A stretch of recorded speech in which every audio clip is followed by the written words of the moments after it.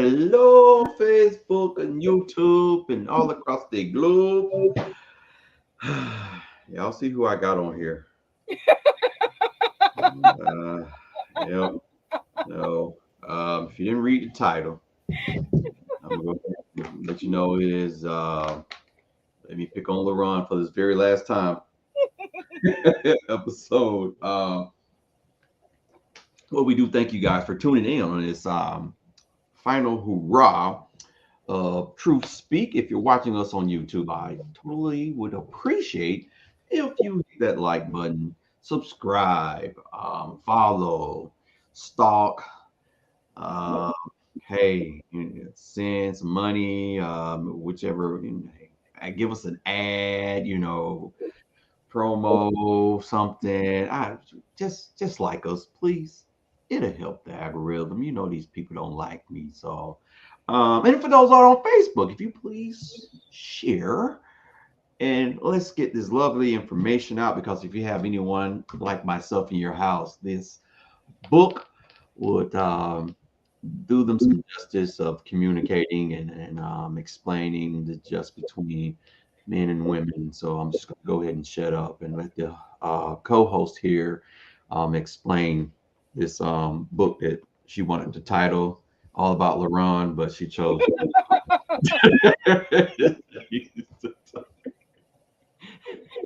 Oh my goodness. Well, as usual, it is a pleasure to join you here on the podcast and have this opportunity to speak with you about the material in the book and share with others as well. Okay. As I've been here before, there are people who know me as Evelyn Whitney, author of the book Truth Speak: Some Real Reasons Men and Women Don't Communicate. And as you were saying, this is the covering of the final chapters for those who have been on the journey all the way through the book with us. This is a time to ask your questions, chat Yes. your comments, and let us know what you're thinking about it. And definitely, you'll be able to have your comment posted, and we'll try to answer it as it comes. Right. And for now, I'd like to begin the presentation. Okie dokie. And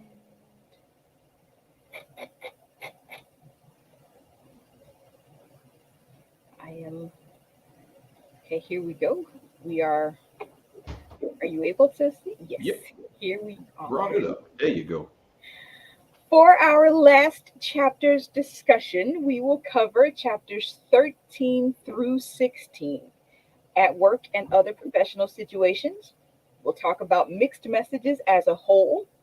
We'll dive into problems that even good communication won't solve and the conclusion. I'm excited to go through this last part of this journey with you, but certainly not the end of our journey together. Nah, no, never that. Nope, nope. I'm just low key excited to see what other shenanigans I've been thrown in. So go ahead and rip the band-aid off. Okay. Well, normally we do a review first. And last time we talked about fair fighting. And fair fighting is essentially the concept of avoiding the use of deliberately hurtful information so that the other person will shut down. You don't want that person to shut down. So you want to fight fair, which is to avoid the use of that painful information.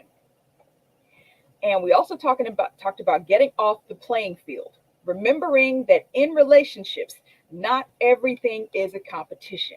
Right. The objective is that the relationship benefits, not a scorekeeping card of who's always right or who's always wrong. Then we jumped into what is logic.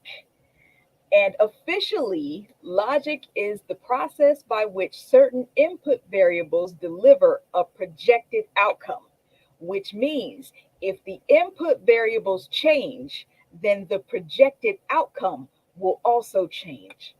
And Okay. that is what I think people need to recognize really when you're dealing with um, differences of opinion to explore how that opinion was derived can help you better understand the other person and understand why people end up with position A and position B on polar opposites, but they're both claiming to use logic. There's a reason for that, and this is that reason. Okay. The input variables factor into what the projected outcome is. And if those input variables change, then what is presumed to be logical will also change. That was the example that we gave was about a flower. If you have a flower, you understand that if you give it water, if you give it sunlight, then it will live. But if you have the same flower, if you don't give it sunlight, if you don't give it water, then that flower will die. Those input factors affect what the projected outcome is. So, in both situations where the flower lived and the flower died, Mm-hmm. logic had been implemented in the projected outcome. So, the difference was the input factors made a considerable difference. And we also explored that logic supposes the end result action to be right. And if there is more than one right way to do things, people who are able to come together and agree on what would be best for the relationship will will have a they will create an environment more conducive to the communicative exchanges that they want. And this expanded consideration of what is logical enables the consideration of the other person's perspective. And one way to ask what those input factors are is simply to say, what was the thought process that led to that conclusion? Now, of course, a question like that cannot be asked in a way that is condescending or What you supposed consider condescending? the other. If what's considered condescending would be the tone of voice it's delivered. If I ask what led to that conclusion in a way that means I'm really trying to understand you, then you're likely to hear that in how I present the question, as opposed to, okay, well, yeah, what were you thinking about? How did you end up with that? How did you end up with that thought? What led to that conclusion in your head? Huh. As if there's something wrong and you're trying more to discover what's wrong than to hear what the person was saying. Okay. And then again, we talked about there being more than one right way to do things. And as we talked about, when we have more than one right way to do things, the people can agree together for the relationship's sake what is the best way to move forward. And this gets you out of those dead end arguments when both people are right. I don't know. I don't know, cause starting to realize that people who prefer their right to be right and not understand that you could add for several different ways. Exactly. And this is the part of the communicative process that investigates that very thing that you're talking about. If both people are right, how do you move forward? And that's the most important premise of the reason for getting off the playing field. Because if everything is a competition between you and your partner, the person who is right will stand their ground about being right more for that scorecard than for the substance of what's actually being discussed. And you hit an impasse when they are both right. So, understanding that there's more than one right way to do things is the lead way out of that impasse, or Okay. the lead way around that impasse, I'll say.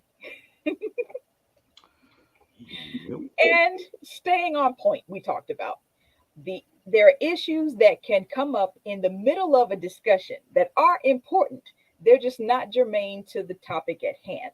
Such as if you say, let's go on vacation, and then you figure out who's going to babysit the dog, where the kids going to be, who's going to water the plants, and you deal with all of those things and you still haven't decided a destination yet.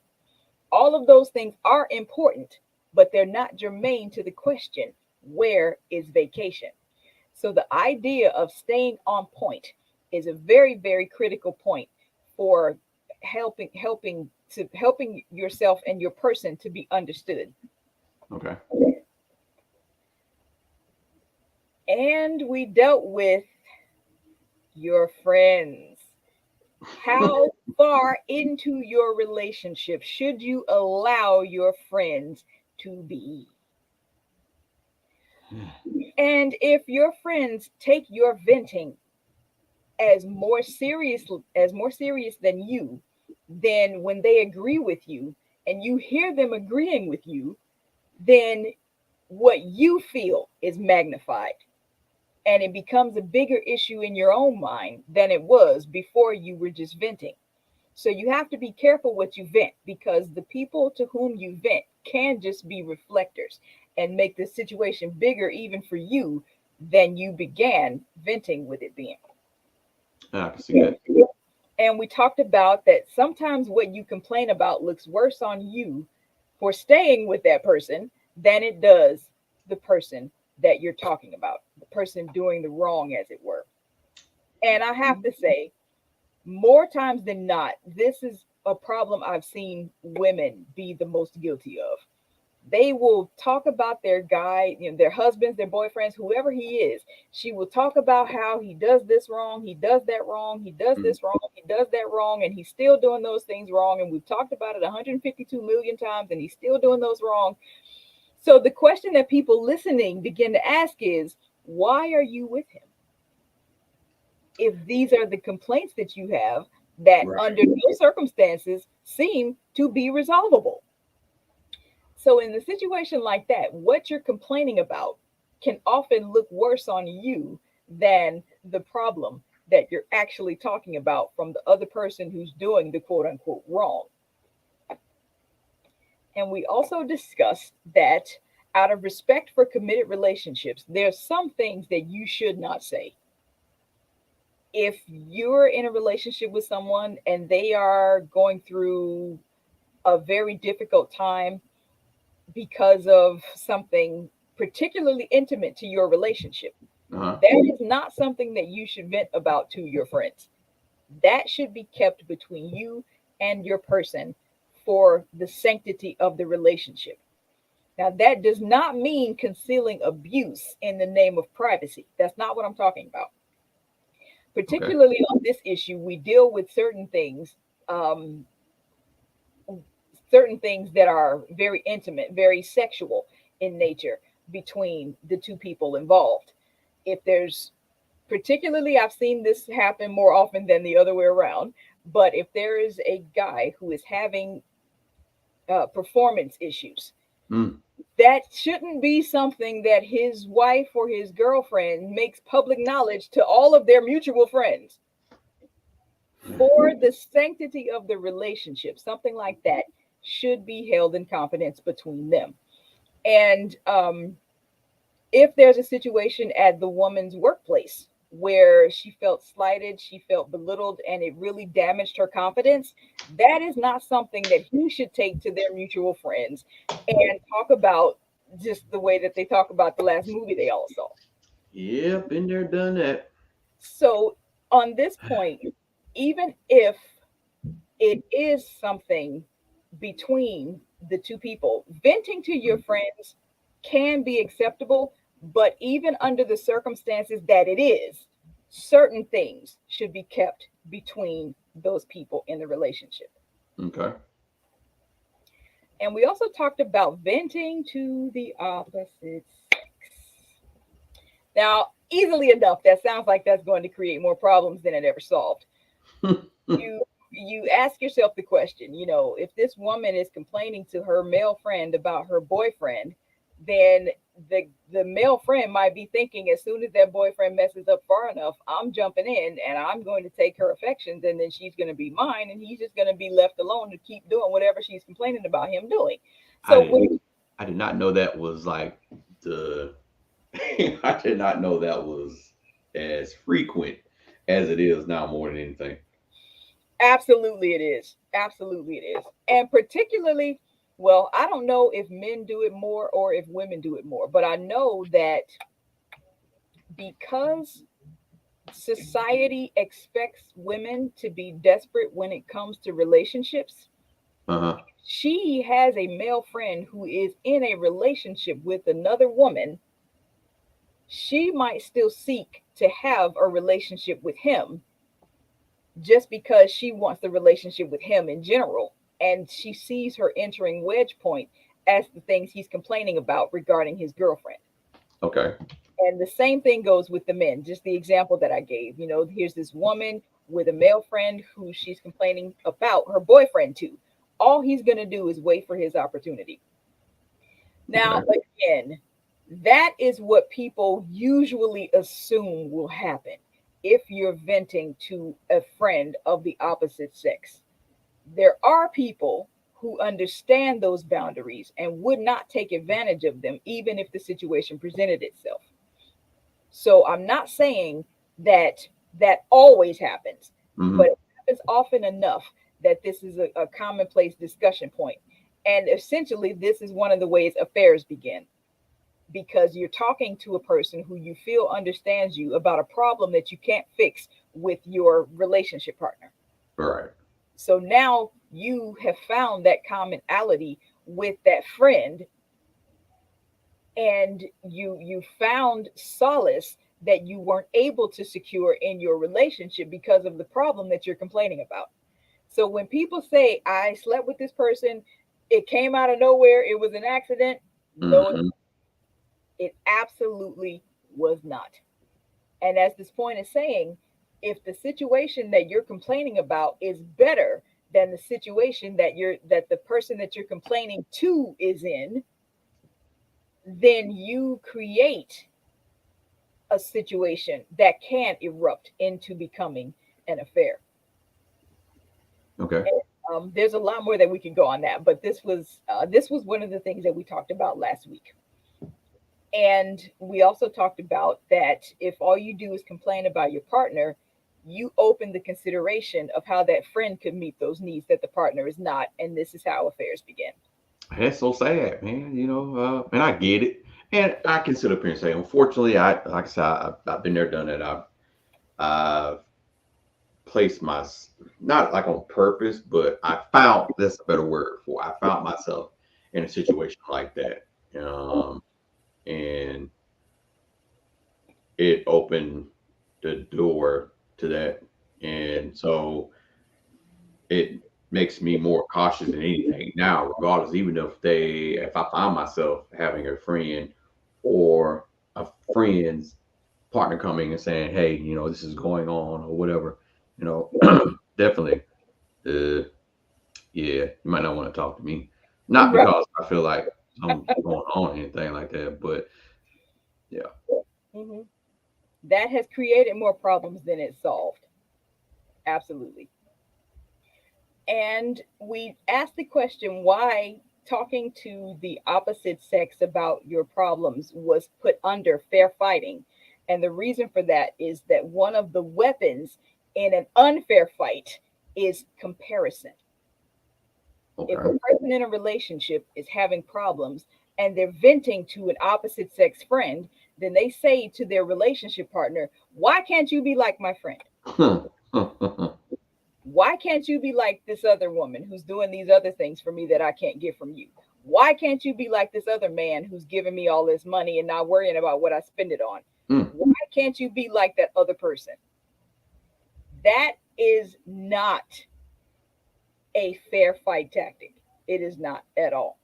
Many times there are people who will respond by saying, if that's what you want, then you go get it.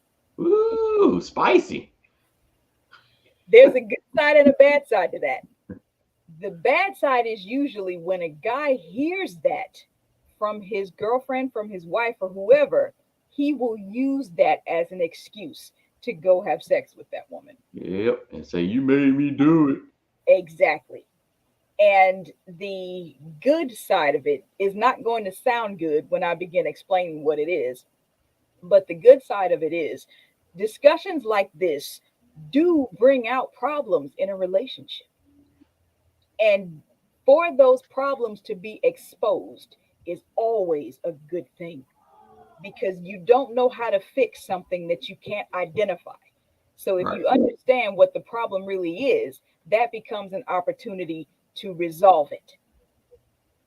So that's the good thing that comes out of comparison. If those words ever happen to occur in an argument, but like I mentioned, I don't advocate that. I don't suggest that you go to your person and say, "Why aren't you like so and so and so and so?" in order to discover problems. No, don't do that. You will create more than you fix. So don't do that. Oh If, my God. however, that error has occurred, there Mhm. is a way forward. And that way forward is to understand and identify what the problem really is. And that's the silver lining situation. That is not the ideal, optimal setup that you work toward. That's just the good thing that could come out of a way forward if unfair fights are practiced in a relationship. Okay. And oh my gosh, how many hours of talk time have been wasted between men and women on this singular issue? And of course, you can just see I'm really passionate about that. Can men and women be platonic friends? There are people who say no for their own reasons. There are people who say yes for their own reasons. But the people who say no, as well as the people who say yes, say what they say because that's where they are. So where they are now becomes the standard of behavior for everyone else. And that is not correct. In one of my videos on the YouTube channel, I compared this to driving, asking the question, can everybody drive? And Ew. that question is too broad because some people don't have driver's licenses. Some people don't know what they're doing behind the wheel, even if they have driver's licenses. And some people have had driver's licenses, but they've been revoked. So all of those circumstantial specificities factor into whether or not the person can drive. So if I ask, can everybody drive? That question is too broad because it doesn't cover the specificities that would be fair in assessing each individual's position and each individual's predicament. Okay. Same situation. Can everybody be platonic friends? That question is too broad. There are some women who have been raised around men and do not look at every man they meet as a potential relationship person. Right. She can handle a platonic relationship with a man. But some women who have been reared to practice their wedding day for all of their entire lives, and the only thing they really need is somebody to stand beside her in this fantasy she's been nursing for 30, 45 years, she probably can't. So for her to say men and women can't be platonic friends, she's wrong because she's not considering the experience of the other woman who was raised around men and don't consider every single man that she meets her next relationship match. So can men and women be platonic friends? That depends on the man and it depends on the woman. What's right for one person who says no does not mean it should be no for everybody. Everybody. Okay.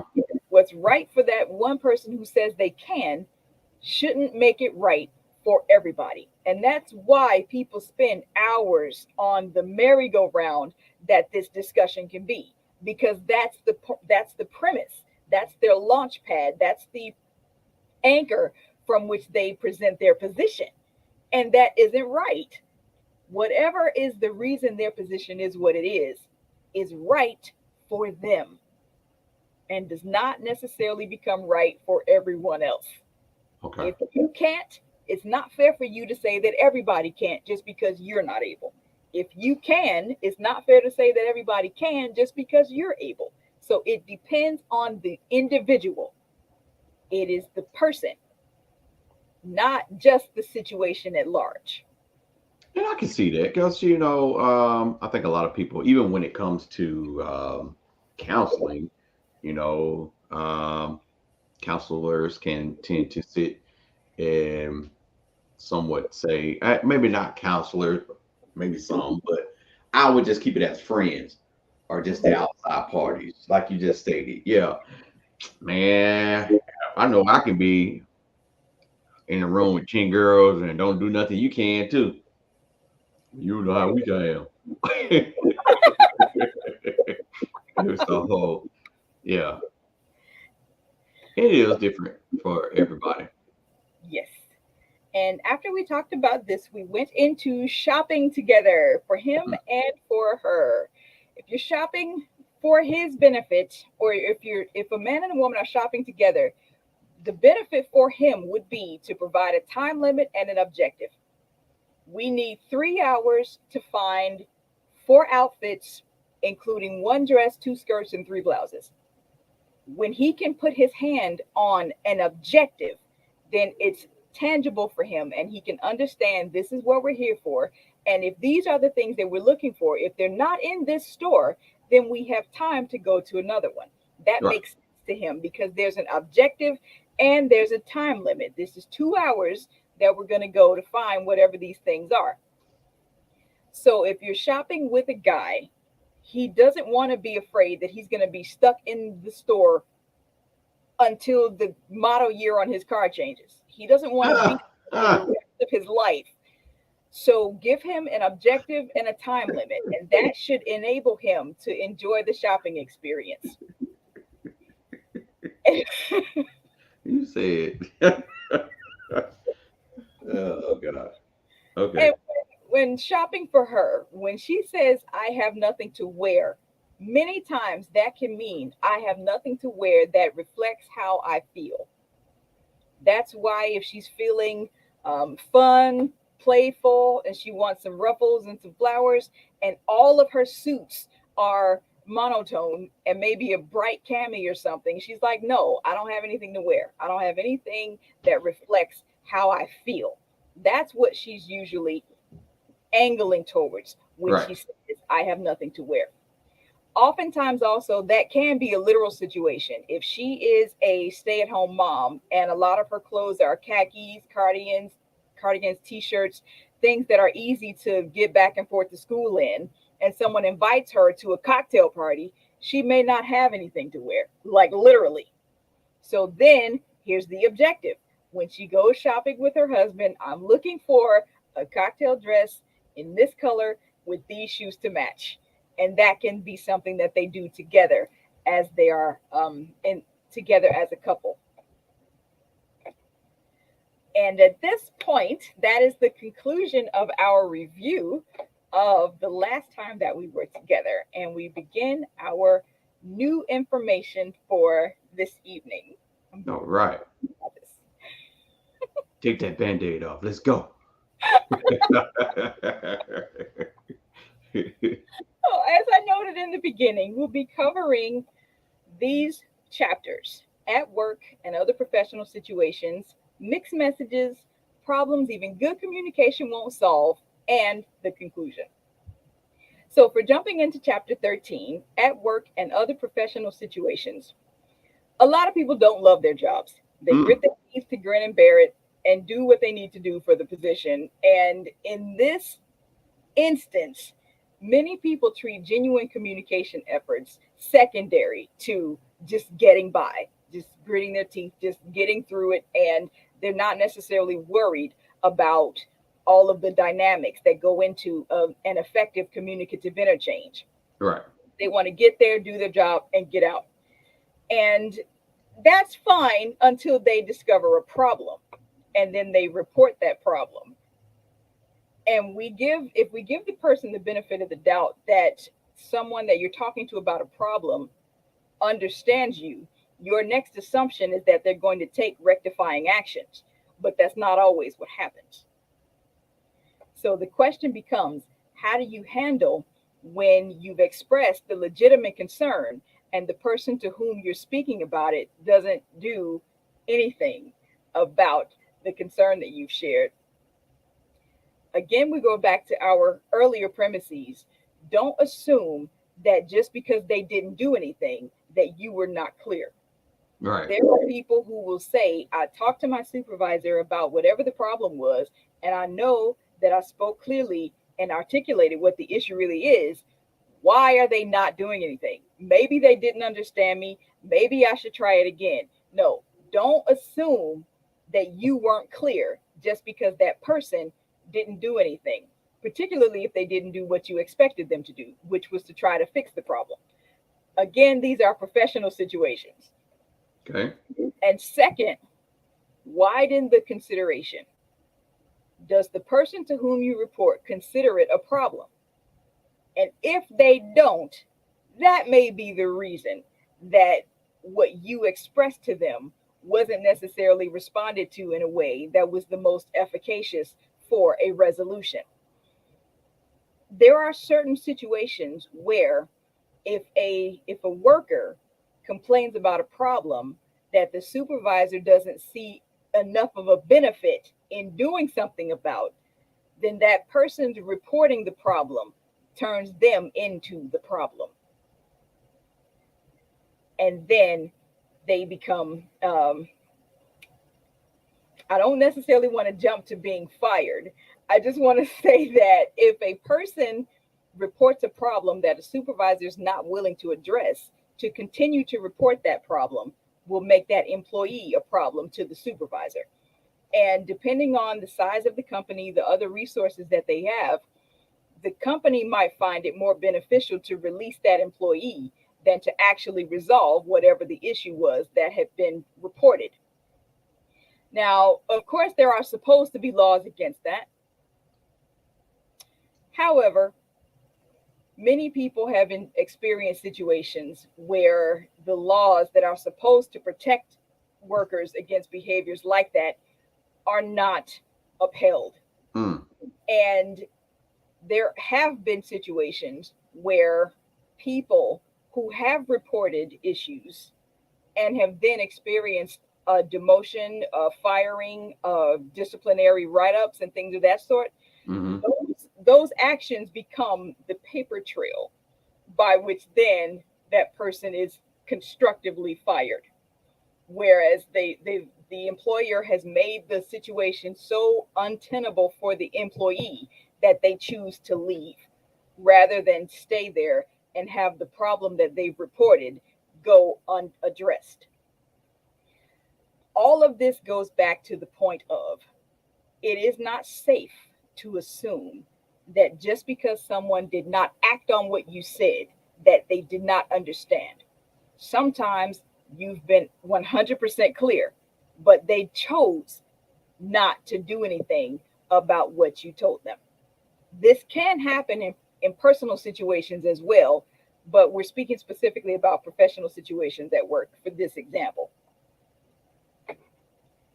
And furthering, we jump to the next chapter on mixed messages.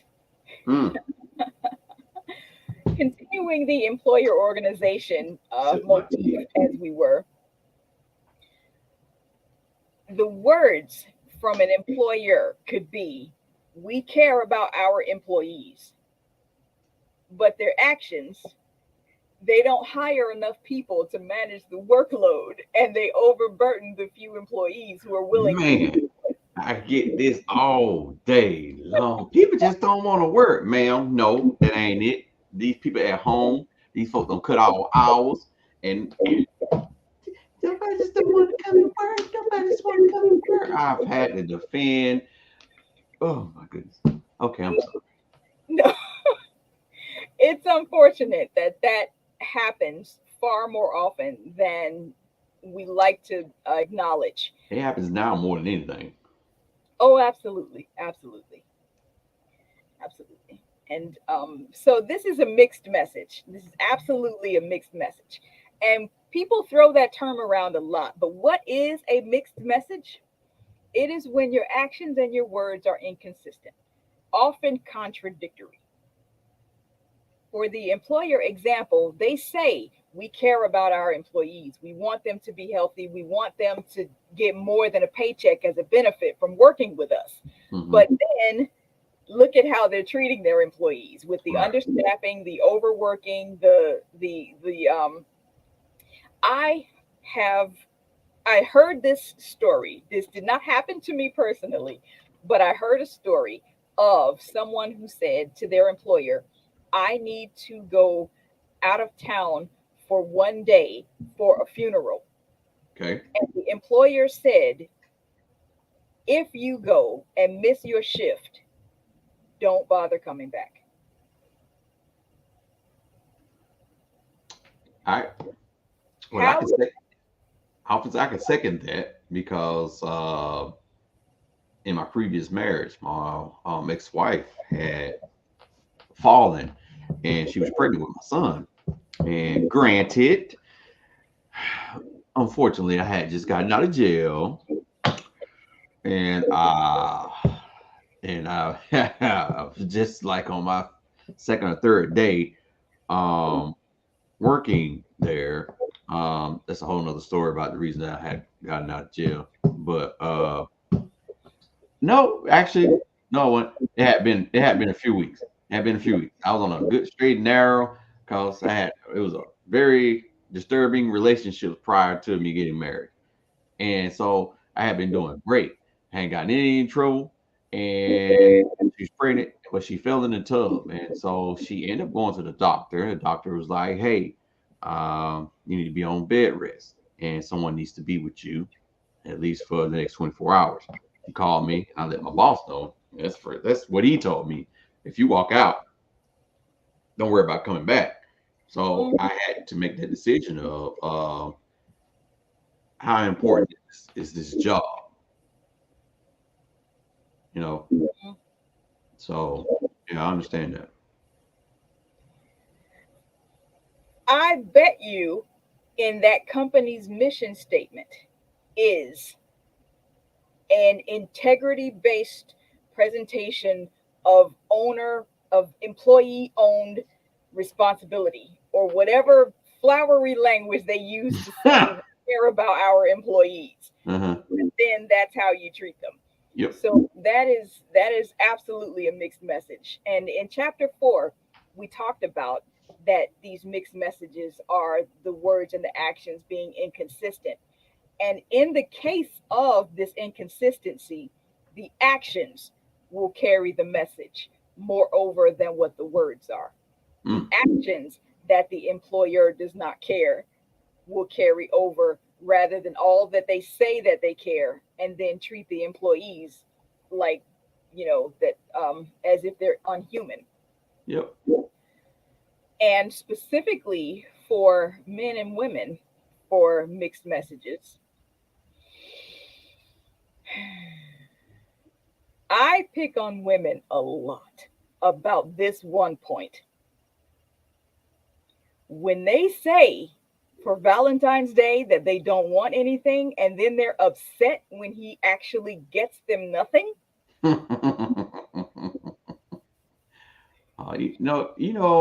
He's supposed to be psychic and understand that that's pretty much I didn't mean that. Uh-uh. What you want to eat? I don't want nothing. And then you go and bring back some shrimps and lobster. Where my plate Exactly, exactly.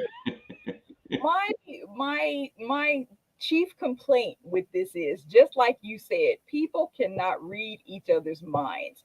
If you want him to do something specific for Valentine's Day, that's probably the best opportunity during the year that you have to get exactly what you want from him, at? because all of society is making a big deal about this show of relationship that even if he doesn't really want to do it, he probably will anyway. And Yeah. now that golden opportunity you have, you're going to ruin it with some foolishness. I don't want anything. Yep. No, nonsense. That is abject foolishness. And that has driven me crazy for all of my adult life. So I remember when I was seeing this guy. We were not exclusive, but he told me, I would like to spend Valentine's Day with you. Mm. What would you like? And I told him, there are women who will tell you that they don't want anything and then they expect you to go to the moon. I am not that woman. You've asked me what I want. I'm going to tell you. And that's exactly what I want. I want us to go to a nice restaurant and exchange simple gifts. That's Okay. all I need. That's all I want. And he says, okay, so I'll cancel this ticket to the space shuttle.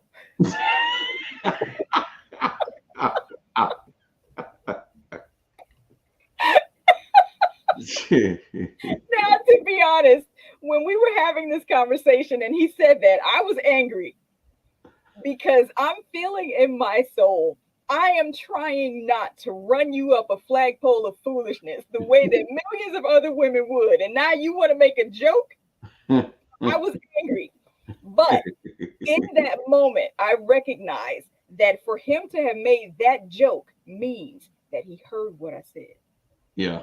He heard that I wanted a nice dinner at a nice restaurant, exchange simple gifts. That's it. And that's exactly what happened. Okay. So that is another reason that I don't like for women to say I don't want anything for Valentine's Day, then get mad at the guy when he does exactly what she says, Mm. because that makes no sense. And then these women will be upset when they are called irrational. Why? You have done this to yourself by saying one thing, knowingly meaning something else, and expecting him to have read your mind about it. Now, fair enough. I pick on this issue as freely as I do because we've seen it all play out a million times. And many guys will hear a woman say, I don't want anything for Valentine's Day, and know that that's garbage. And they'll Right. probably do something anyway. So I'm comfortable picking on this because it's common enough. But the principle here is, don't tell him you want one thing, then get mad when he does that exact thing. Right. That is a mixed message. Don't walk around wherever you are pouting, huffing and puffing about to blow a house down across the street. And when he asks you what's wrong, you say nothing. Mixed message. That is a mixed message, and that is not conducive to the healthiest communicative exchange environment that is possible.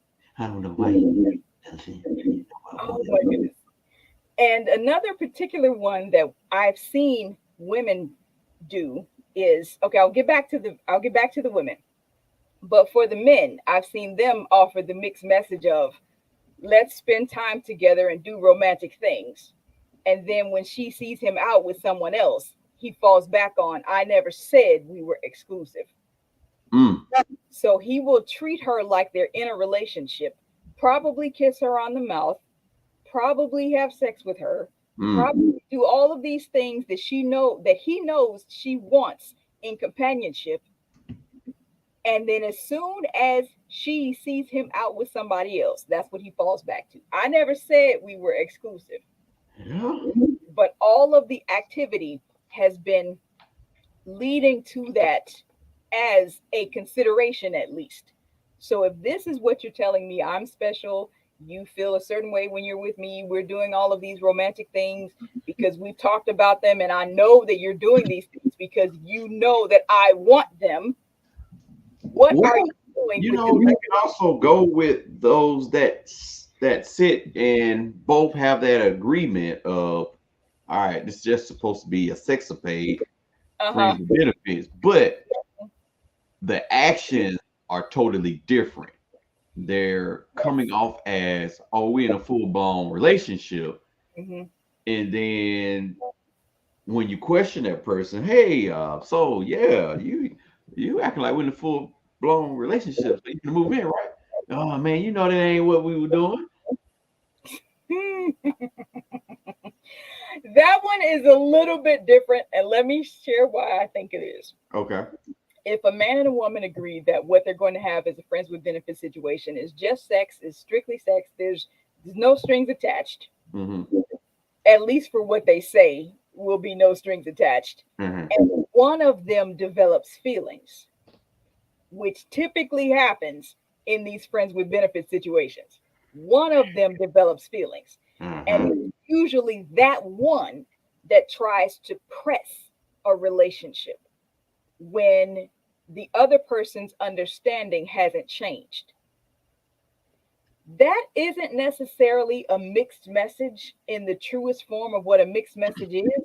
Even if it's Both even of them, if and I get what you're saying too, but even if it's in a sense of, yeah, it is sex with benefits, but then it actually turns into like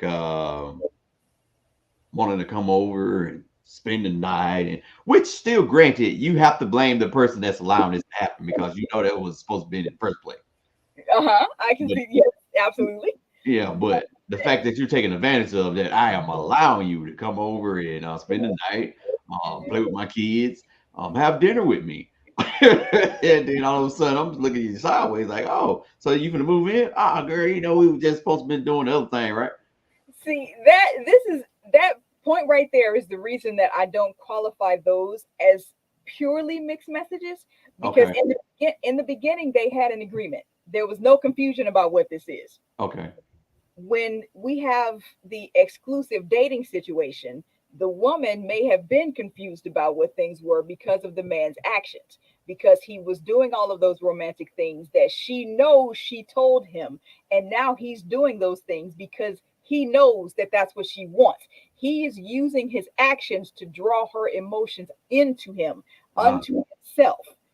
In a situation where people openly acknowledge that all it is sex, you don't have that same framework. You don't have um that same presumption on her part that this is going to become romantic. And you don't have the guy who is leading her on about what his intentions are before he's ready to drop the bomb and say, "Oh, hey, I never said we were exclusive." When okay. people are in just sex situations and one of their feelings changes, it is then they who impart the mixed message. When they say, yes, this was supposed to have been sex with friends with benefits, just sex, but now I'm treating it like a relationship. Okay.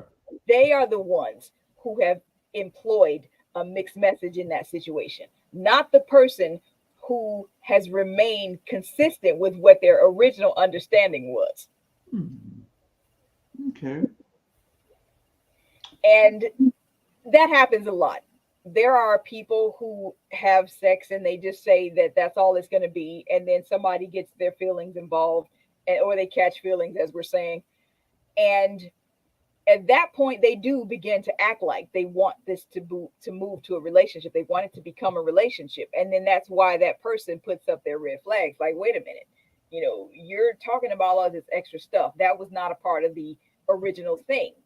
If it was the original thing, is what makes it a mixed message or not. I If it think was, it's gonna be coming and spend the night in my bed then and eat my food and playing with my kids then. How about that? I've heard that, and that person was probably the one who caught feelings in this just sex situation, and Yeah, that's I how they're did. responding to the person not meeting them where they are. I did. I did. Ain't gonna lie, I did. Okay.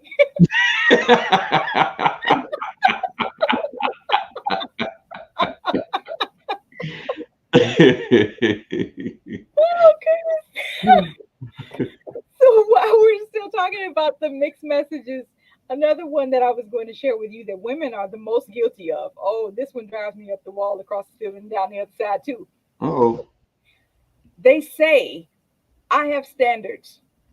A Mm, guy just can't talk to me any kind of way. I want a certain kind of guy, and I have standards. But mm. right after that, all of their social media is plastered. All these standards just go out the window. Exactly. They're plastered with those things that say, "Ooh, pick me." You know, that goes to any guy whosoever will, when you're supposed to have all these standards. Uh-huh. That is a mixed message completely, completely. And as my father would say, talking out of the side of their necks. Yeah, I've been through that too. I want a good guy. I want a good guy. I want a good Oh, God. guy. And then as soon as she gets that good guy, oh, he's too nice. Oh I yeah, can't. yeah, I've been that good guy. Yep, it been too nice. And then you turn around, like you said, social media got dude with guns and pants below their butt and all. Yeah, yeah. Because those are the things that she has been taught represent masculinity. Mm, When if you ask her in her mind what represents masculinity, is what she will tell you back.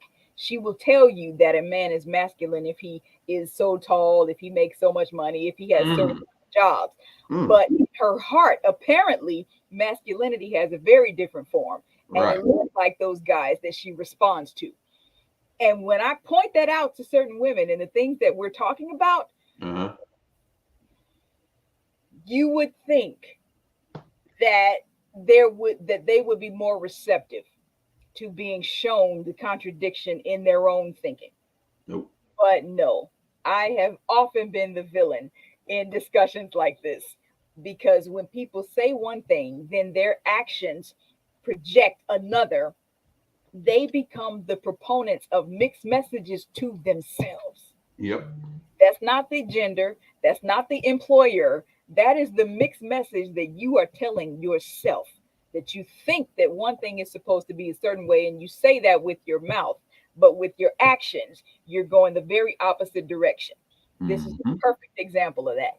And as far as an example of this phenomenon for men, oh, ooh, this one has gotten me crucified a couple of times. Crucified. Good God.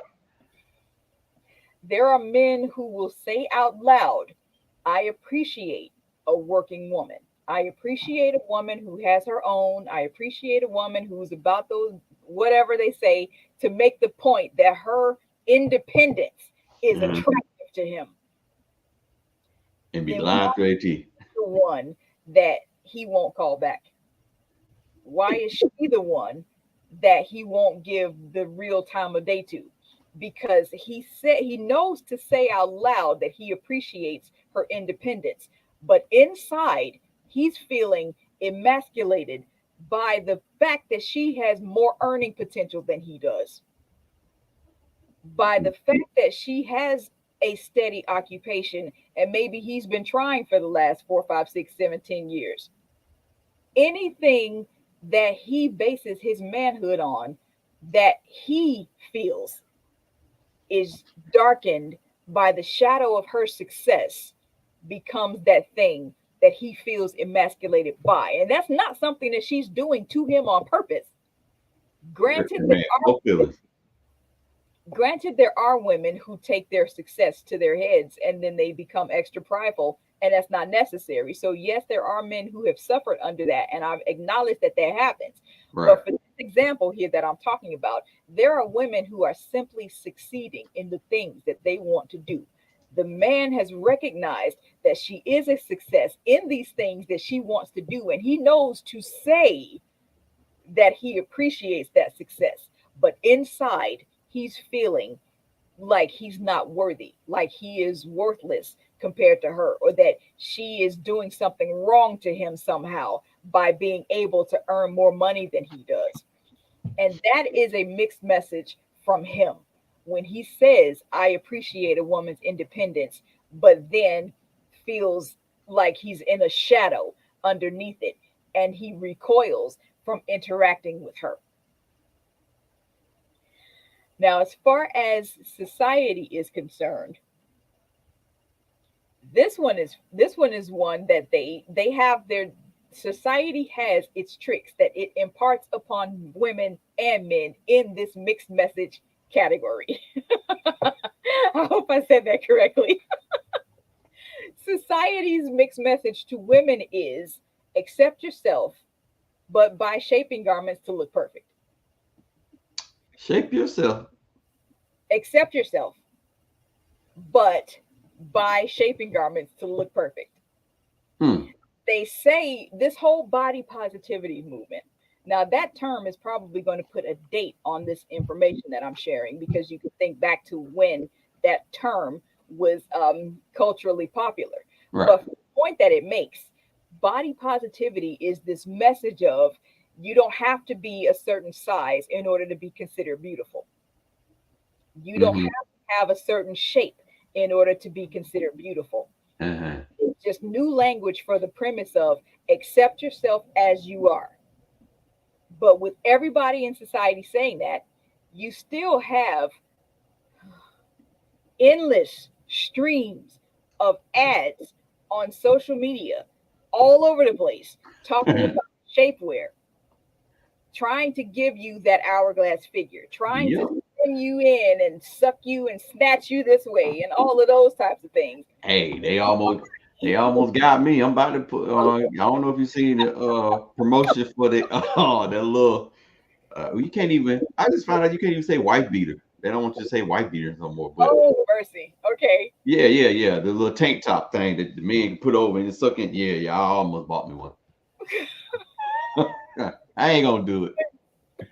But this is one of the societal mixed messages to women. You're perfect as you are, but buy this stuff to look perfect also. No, Right. it's either one or the other. You accept her, and to be her is to accept her as she is, or you're raising the standard of what she should and shouldn't look like. One of those two has to give way. And again, just like person to person, if the words and the actions are contradictory, the words will be the message that's delivered. So the words, accept yourself, those are not the message that's delivered with this constant barrage of how perfect people are supposed to look. Okay. And for men, oh, this is great. You are, you can fail, and that doesn't matter because you're awesome anyway, no matter what.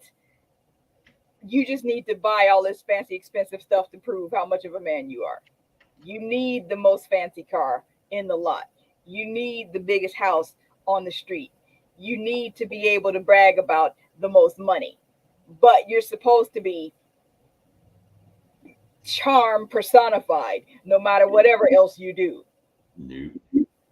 So that's one of the mixed messages that I've seen society send men. It's like Yeah. particularly in relationships. I made the point in our chapter about vehicles and modes when we were talking about magazines, Mm. where if a man and a woman break up, the women's magazines or the magazines geared more toward female subscribers, if a man and a woman break up, the advice to the woman is you need to fix yourself and figure out how you ruin this relationship so that you don't ruin the next one. But Woo. same man and woman broke up, the men's magazines tell him she was a flake anyway, you can do better. Ah. So if he's supposed to have all of this natural, all of this inherent charisma that makes him such a fantastic person just to be, why does he need all that stuff? And nobody has an answer to that because Nope. that's the mixed message that society Yes, they tells. do. Society got an answer for it. They just don't want to give it to you. That they weak. Them type of men are weak and don't have self confidence in themselves. That's That just is true. Yes. And on the mixed message train of thought, open relationships. Hmm. We're in a committed relationship, but I'm not committed to you. That's what an open relationship says. The truth is, if you're open, you're not committed. If it's a relationship, you're committed. So this whole open relationship phenomenon is a complete oxymoron, you know, Yeah. and it's really just cheating the other person knows about. It's Hmm. cheating the other person can condone in some situations. There are Not people tell them who that. have Don't say that, Miss Whitney. You messing everybody relation. Well, my not relationship. Situationships up. situationships. Exactly. Exactly. Yes, this open relationship thing is cheating that the other person knows about. Apparently, it became too much of a burden for men to keep their mistresses secret. So give it a fancy term, let a couple of celebrities do it, and now all of a sudden it's supposed to be all the rage. No, an open relationship is cheating that the other person knows about. That's all it is. And if you are, oh my goodness, if this was a crime such as stealing money, Hmm. even if the person themselves didn't steal the money, but they know who had access and they know who did, they could be criminally charged as well. Why does that kind of consideration leap out of the discussion when we deal with relationships? A person who has said, I want you to be loyal to me, but I don't want to be loyal to you. A person who has said that has developed through practice, through enabling, through whatever means they have developed this, they have a sense of entitlement to the other person's emotions. You give me what I want from you, and I can still get what I want from anybody else. Right. That is not what a committed relationship is supposed to embody. It Man. is not. So when people are talking about open relationships, no, you just have a situationship where your person is cheating on you and you know about it. That's it.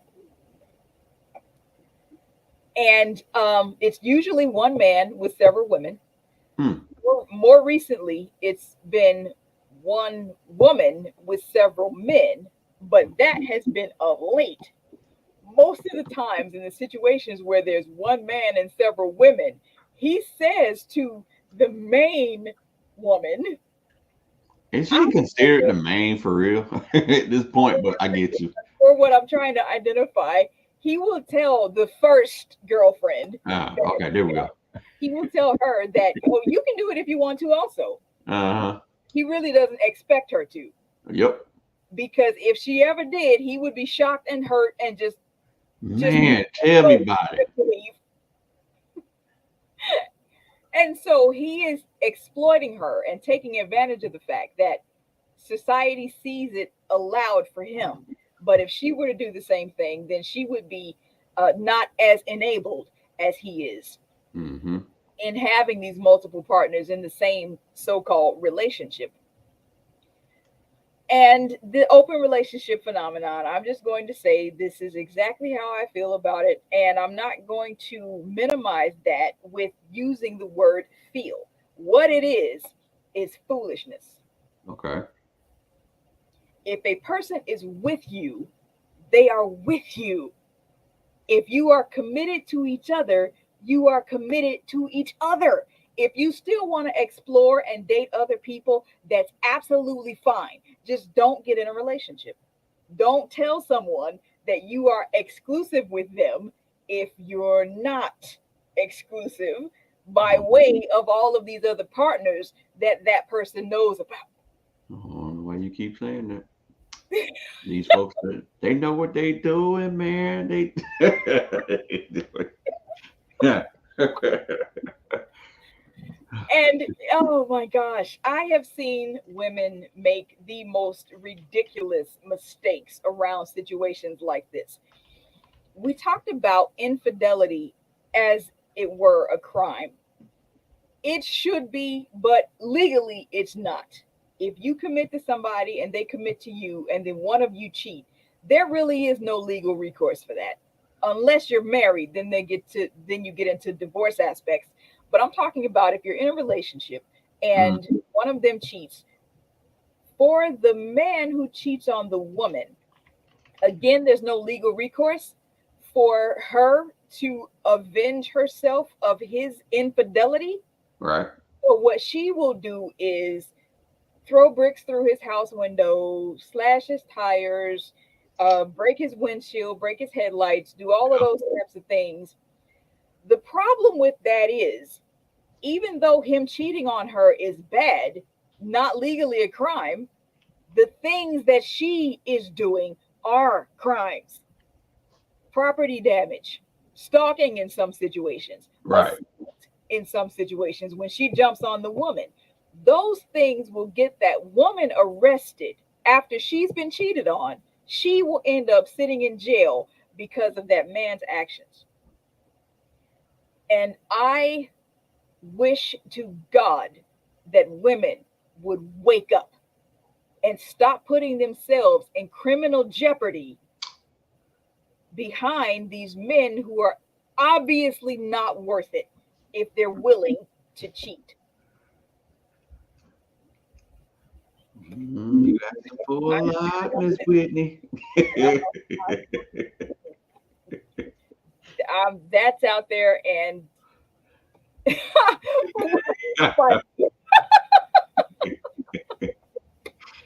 I do. I really wish that a lot of women would wake up and stop going to jail behind another person's foolishness. I absolutely do. That is the very serious, serious statement, even though we're kind of joking around about certain things. Right. And there was another point that I wanted to talk on regarding open relationships, and that is an open relationship is the biggest mixed message ever. It is the biggest mixed message ever. Either we are committed or we are not. And if we are not, do not pretend that we are. If we are, do not pretend that we're not. These things are simple when you break them down and deal with it this way. But like I said, society has an impact on the way that people perceive what is right and what is wrong as far as interpersonal relationships are concerned. And a lot of the things that would be wrong under most circumstances somehow become right when we're dealing with relationships. And that is egregious. There's no way that should happen either. But this Right. is certainly one of those points that, um, if you work for a company long enough, you have to sign a do not compete clause if you leave that company. Talking about going to a different company that's similar to that. Exactly. Yes. So even in professional senses, you don't get an open relationship. You are committed to that company that Mm. you are working for. And even if you leave them, you have to wait 3 months, 6 months, a year, however long they stipulate before you can get back into getting those same kinds of deals for the work that you did with them. Right. That is a professional example of the fact that open relationships make no sense because this company, for professional reasons, will deny you an open relationship with them and other people who do the same thing. But somehow in personal situations, it's okay. No, it's not. It's not at all. An open relationship is the biggest mixed message ever. I can see that. And we move to chapter 15 now. Problems that even good communication won't solve. Okay. These are usually issues that can easily be masked as communication problems because they manifest through a communication effort, but they're not really communication problems at all. If somebody is stubborn, like that supervisor we were talking about before, it Uh-huh. doesn't matter how clear you are, they're not going to do anything. That's going to be masked as a communication problem because communication was the area where the problem showed up. But it really has nothing to do with communication. That person is stubborn. They're not listening. They're not willing to do anything. That doesn't mean that you weren't clear. That doesn't mean that you didn't present what you needed to say in a way that was concise and understandable. Make that word up right quick. But Understandable. because you were talking to the person, which is a communicative effort, you feel like it's a communication impasse, but it's really not. They're just not going to do anything. Right. Another area that can mask itself as a communication problem when it's really not communication at all is arrogance. If somebody is determined to be right, no matter what happens, no matter what anybody else says, no matter how much water falls out of the sky and drowns their cars and floats them down the street, they are going to stand on the point that they feel is right. That doesn't mean that your arguments against that point are not solid. That doesn't mean that what you have to say in counter to that particular point is wrong or even less substantive than what they were saying. But they're not going to accept what you're saying because they've decided not to. Arrogance and stubbornness are cousins. They fall from the same tree of pride, but arrogance is more active. If Right. someone is stubborn, they're just not going to do it. That's just that's indifference. I'm not going to do it. I don't want to be bothered by what you're saying. I have no interest in that whatsoever. I'm just not going to do it. I heard you and I understand. I just don't care. Mm. Stop. Arrogant is I know what you're saying. I am denying what you're saying, and I will deny it to the day that you die. Not me, but you. I got some That's people what like arrogance is. And these things mask themselves as communication problems because communication was the vehicle by which the problem showed itself. So now it looks like a communication problem when it's really not. You were going to add something? No, I'm saying I got some kids like that. Yep. Yeah. Every once in a while, wifey, she gets a little stubborn too. She swear I get stubborn, but I don't know what she's talking about. Okay.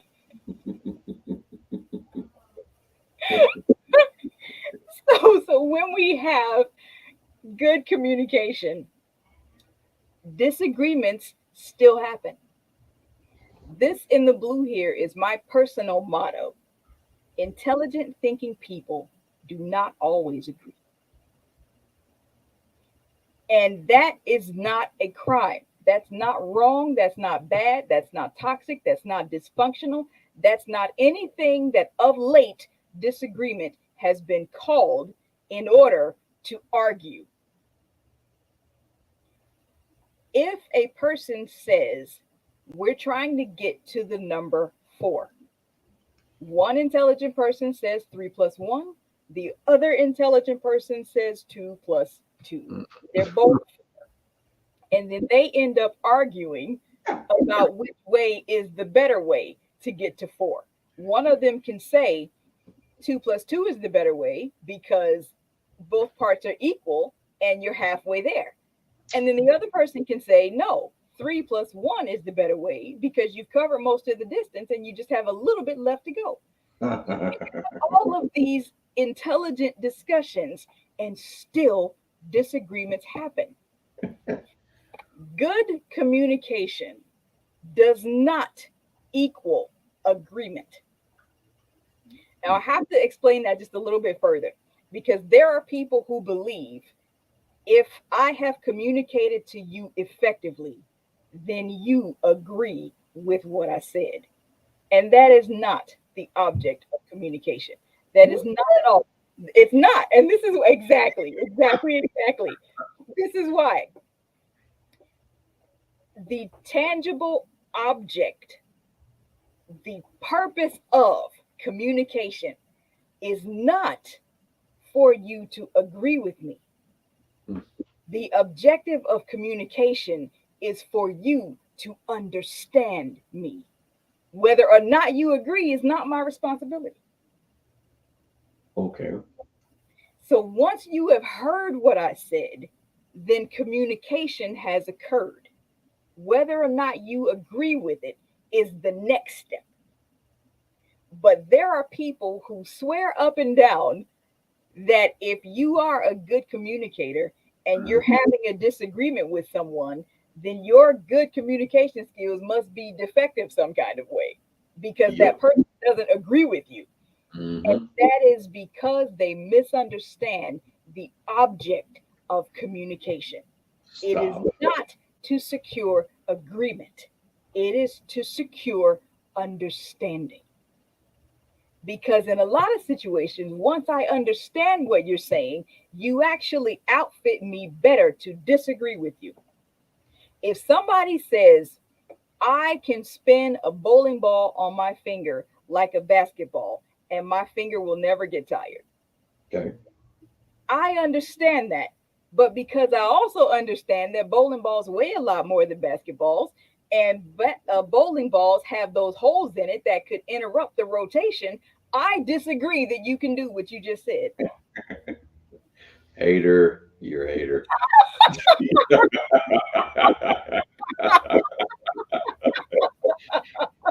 I can't do it, so I don't know what I'm talking about.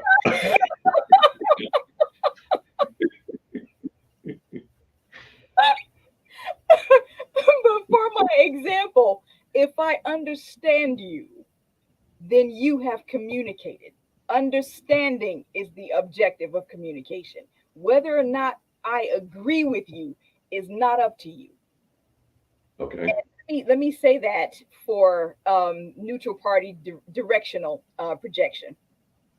The object of communication is for the person to understand you, not to coerce them to agree. Okay. If you're in marketing or um, public affairs or certain things where your job is kind of to hoard people, Mm. then you might have a different opinion about whether or not effective communication should mean that people agree with you. And I understand that. But at the same time, that's because your job kind of requires that you think a different way about the purpose of communication. Right. Objectively, the purpose of communication is to tell someone what you're thinking or to let them know what is on your mind. Once you have done that, you have communicated to them. Once they understand what you're thinking, communication has taken place. Whether or not they agree with it is a separate faction of the conversation. It's a separate aspect of the communicative process. Because, Okay. like I said, sometimes when people are very clear, they can position someone else to disagree with them more surely, like with the ball and the basketball thing. And Okay. because of this, one of the biggest mistakes that people do make is to believe that good communication equals agreement. No, good communication can lead to resolution of problems, yes. Hmm. Agreement in that sense, absolutely. But not necessarily should I, someone should not say, if you don't agree with me, it is because you didn't hear what I said. You didn't understand what I said. That is incorrect. And another problem that good communication won't solve is if someone is a bad communicator. Just like we have people who are good communicators, we also have people who are bad communicators. Communicators. The Yep. majority of people probably fall somewhere in the middle of that. They're not the best communicators, but they're not the worst. But there are people who exist on that worst scale. And some of that's because they're stubborn, some of it's because they're arrogant, some of it's because they just really don't know any better, but the stubbornness kicks in and they're not willing to learn any better. So you have a layer of problems there to address when someone is a bad communicator. And so, if a bad communicator is talking to someone who is a good communicator, there could still be some challenges because communication is not one sided. Okay. It cannot all exist as the responsibility of one party. Both people have to be engaged in the communicative effort in order for communication to take place. So, if one is a bad communicator and the other is a good one, oh Lord. I, yeah, I've come a long way Mhm. with learning how to communicate. So Absolutely. I can say that I appreciate the patience of my wife. I think us both, definitely due to our previous marriages, kind of, even if we had any form of communication skills prior, subjecting ourselves to that relationship kind of threw that out the window. So, we both are being very patient when it comes to communicating and trying to understand each other. Hmm. Very well put. Very well put. And now I have a question for you. What's up? Mm-mm. Get somebody else to If do it. if someone's a liar, is that a communication issue or a central character flaw? Say it one more time. If someone is a liar, is that a communication issue or is it a central character flaw? I think it's a central character flaw. And it's also a communication issue. Really? And this is why. This is why. If I'm trying to share with you what is on my mind, I have to be honest about that. And if I'm not being honest about what is on my mind, I shouldn't expect you to understand what is on my mind. And so it becomes a communication issue based on what I am not doing that I should be doing and can do to improve our communicative exchange. Now, when people do that unconsciously Hmm. or naively, or because they just don't know not to, that makes it a communication issue. When someone is lying on purpose to deceive you and make you think things that are not true, that is where the character flaw manifests. And we see Okay. a lot of that. Just, oh my God, do we see a lot of that? We absolutely see a lot of that. And this kind of goes back to the other bad communicator point. Some people are bad communicators because they don't know any better. Some people are bad communicators because they're not willing to do and to be any better. Many people think that because they got where they are with the communication skills that they have, that what they have must be enough. And oftentimes that is wrong. And they become a bad communicator simply by their unwillingness to improve. Okay. And that is a communication issue because it has a tangible thing that can be done to get over that impasse. They could grow in their communication efforts, just like you said that you had. They Okay. could take a class, read a book, listen to a podcast. There are a lot of Right. things people can do to improve their communication skills. Hmm. But to improve those skills and craft them in such a way that makes you convince people of things that are not factual, your willingness to do that is the character flaw. Okay. And that's why being a liar is both. It's a communication issue because of what is not being conveyed as far as the truth is concerned. And it is a character flaw in the sense of someone is willing to mislead other people. Man. Okay. And for the actual numeric final chapter, Oh, right. Sitting up here. yes, we are at this point here. And of course, it's sweet. But from the beginning, what is communication? It is trying to let someone know what you think or convey a thought. How do we receive and convey thoughts? Through voice, written, body language, and appearance. Why is it important to label problems correctly? Because incorrect labels sometimes remove the correct solution from consideration before you even explore it. Okay. To how many influences are we susceptible? And to what degree? Rather than an actual number of, the importance is to recognize the things that influence you and the things that distract you, as we were talking about the internal distractions like your experiences and certain memories versus Hmm. the external extractions being things in your physical environment that can have an impact on the communicative process. And why can those influences that you're not aware of still have an effect on what you think and say? Because they do affect what you think in ways that you may not realize. Like, Right. some people know that their mother can tell them to go jump off the cliff and they will fly. They will do it because mom said do it. Said so. Yep. Cause mom said so. Yes, they recognize her influence, but do they recognize that they are just as influenced by societal factors?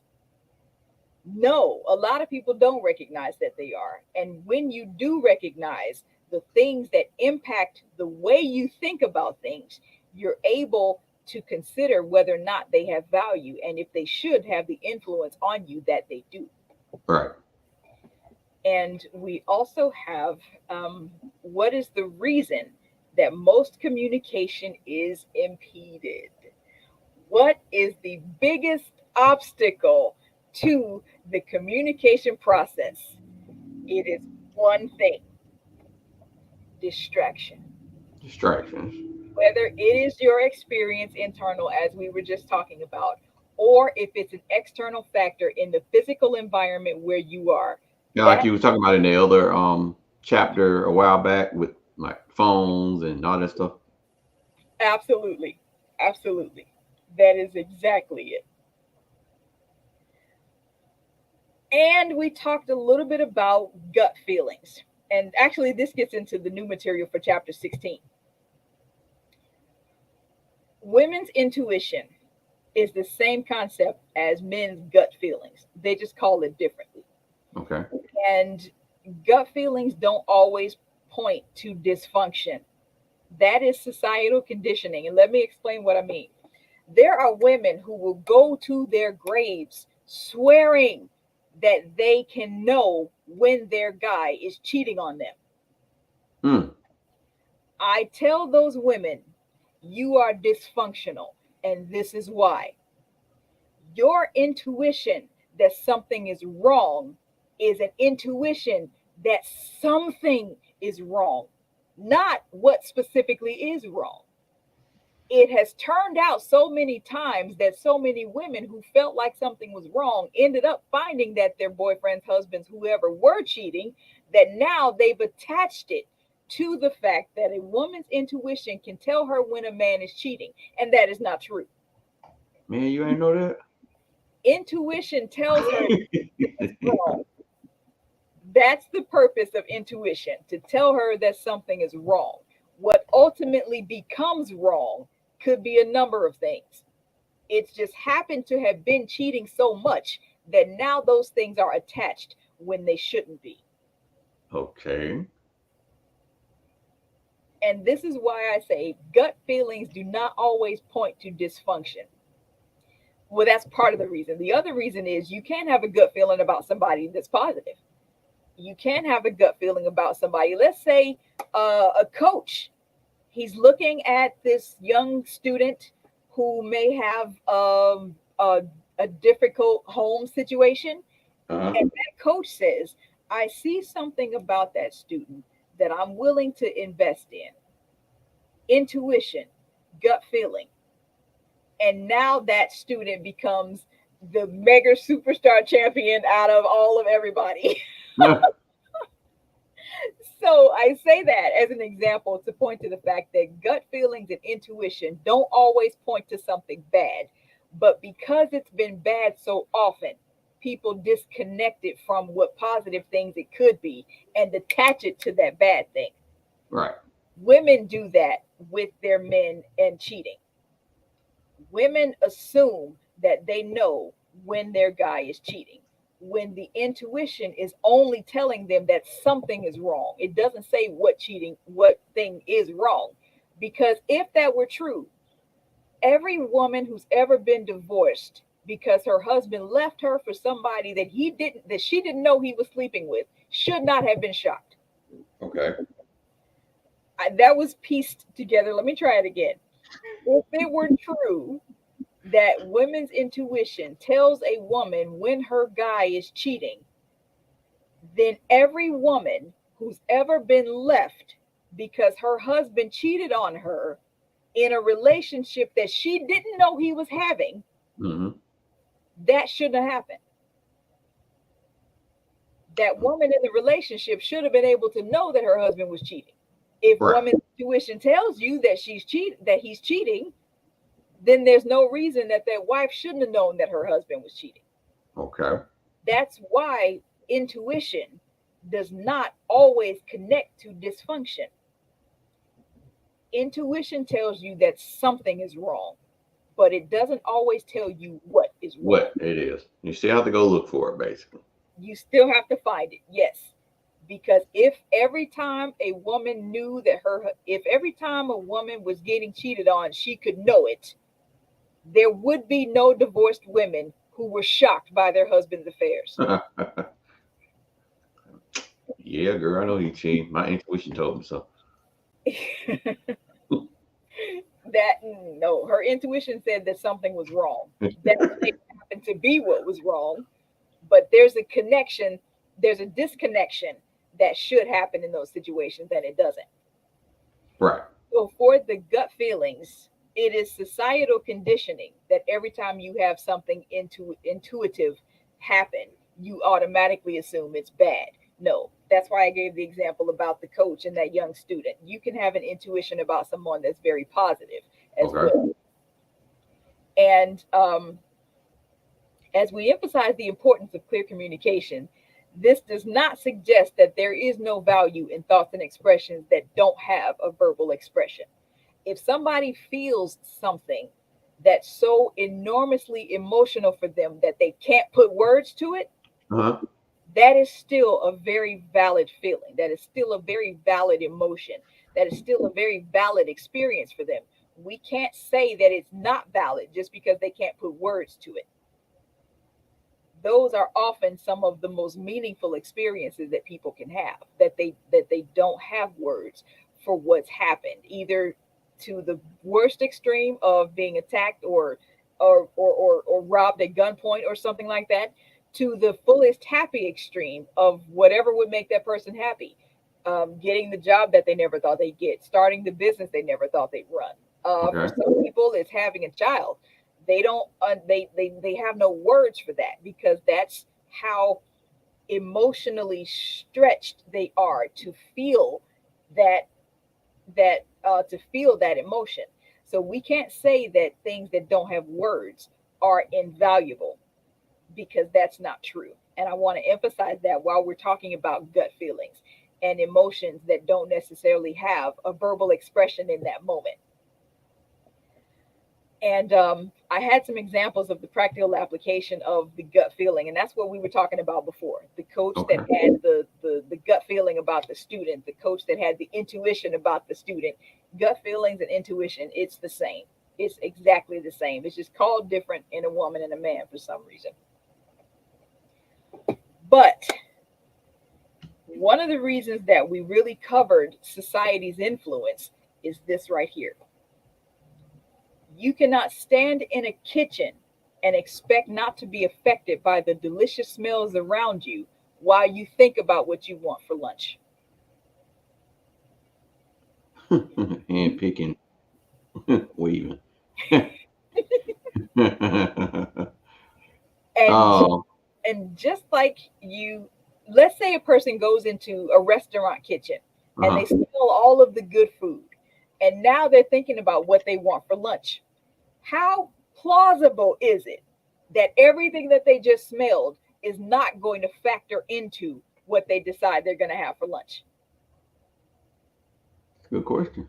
It will be virtually impossible to come out of a restaurant kitchen smelling all of their good, delicious recipes and step outside and say, wonder what I'll have for lunch. And it's nothing that you just smelled there. That it's difficult to disconnect yourself from your environment that thoroughly. But the fact is, that's what I'm asking of you. You cannot live in a society and expect not to be affected by the mixed messages and double standards that are everywhere Everywhere. Yep. while you're trying to communicate. Yep. And that is one of the principal notions of all of the material in this book. You have to be able to come apart from all of the societal noise in order to improve the communicative exchange environment. And it sounds difficult. It's not as difficult as it sounds. However, it is necessary. It is Right. absolutely necessary if someone wants to experience communication at its optimal exchange levels in the ways that we as imperfect people can. Mm-hmm. They have to come apart from what society is telling them they should do, and letting society dictate to them what is the best thing or what is the worst thing that they should be doing when those things don't objectively carry that height of right or wrong. And this is on page 301.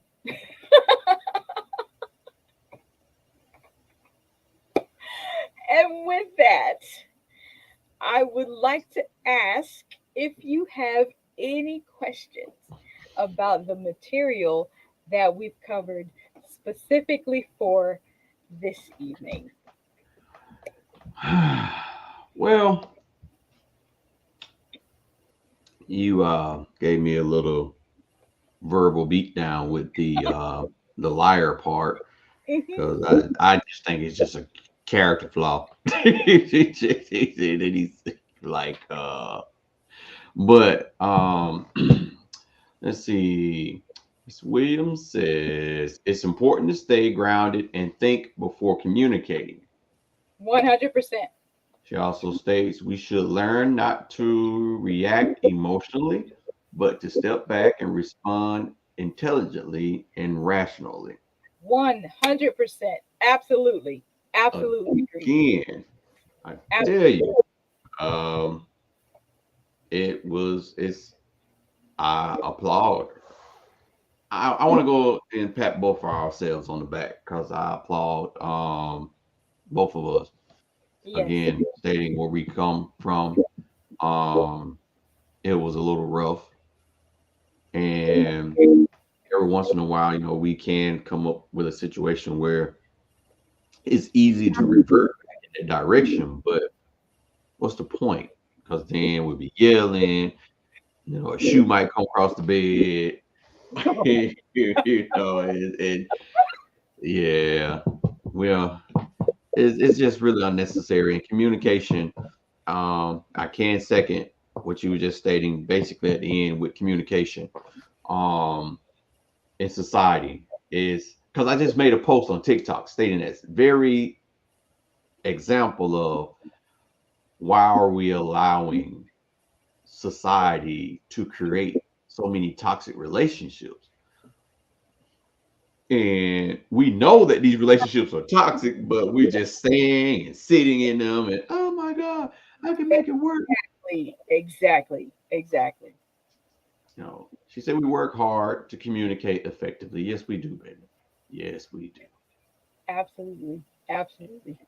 And I just want to say, as we're closing, thank you so much for the opportunity to have walked through this material with you and all of your subscribers and listeners and everyone.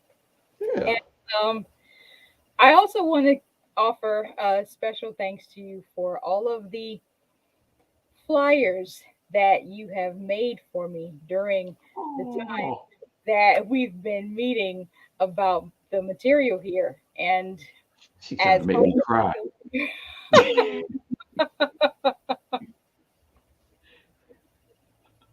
it's been a wonderful privilege to be here and to share this platform with you. Absolutely, it has. And I just want to absolutely say thank you. Absolutely. And again, like we had discussed earlier, I am glad to come back for other topics. Oh, But we can't get rid of you like that. You part of the family now. You done wrote a book about me. Didn't want to put my name on it, so I gotta let you back on the show. And wife, that she was showing us some very nice and sweet things. And don't say thank you for the insight. And it's been a joy after you sit and say that's an emotional response. I would not harm you unintentionally, but I would be sure the shoe hits. Hey, see, we got this on YouTube, and if I ever have to go to court, I just tell them, roll that beautiful bean footage. Ugh. But for real, I appreciate it, and I am so happy that we came across in that group. That I don't know. Are you still a part of that group? I am, yes. But there are other groups that I have been removed from from for the for the material that I share because you know sometimes it's difficult to hear these kinds of things because they're so different from the way that people have gotten where they are with what they had that made them think it was enough, and somebody comes along and tells you it's not, Right, and that isn't well received by everybody. So right, right. That's why I got out because I felt like I was going in the wrong direction and it was not going to be received well, and I just got out. And hey, you almost made me say your whole government name over the YouTube thing. You need to go back and read uh, Dr. Whitney's book because you're not communicating very well at the moment. So let me let me hang up off this. Let me get off this thing. But we are looking forward to have you on the podcast. We're working on the dates on that. So we will be sending those flyers out as well. So anything else that you need dealing with the book specifically, and I know you were wanting to get some of the other stuff as well, just let me know, hit me up, you know where to find me, I and I shall send it over to you, ma'am, and we totally appreciate it. And again, um babe, she didn't want to add, but I'm gonna go ahead and break the news that we have a royalty check coming in the mail. Uh, the book was low-key about me and my non-communication, and uh, so make sure don't throw that check away, okay? We got to cash it before she realized what they what they did. Well, Miss Whitney, we do appreciate it. We love you dearly, and I hope you have a good night. And thank you again for the sound effects.